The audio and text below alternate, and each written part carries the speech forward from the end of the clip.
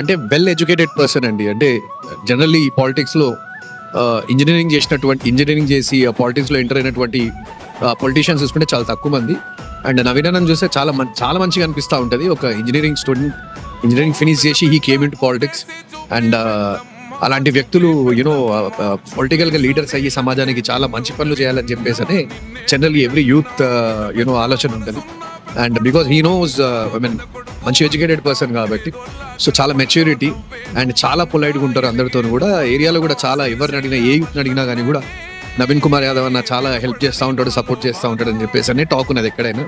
So I wish him very good luck అండి to win this elections and all the best to Naveen అన్న.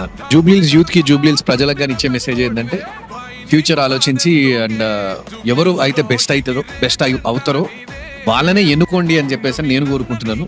ఎందుకంటే already elections మనం చూస్తూ ఉన్నాం, కొన్ని సంవత్సరాలుగా జూబ్లీహిల్స్లో ఎలక్షన్స్ జరుగుతూ ఉన్నాయి. ఎంత డెవలప్మెంట్ ఉన్నది, ఏం సంగతి, దాన్ని బట్టి మీరే ఒక మంచి నాయకుడిని ఎన్నుకోవాలని కోరుకుంటున్నాను.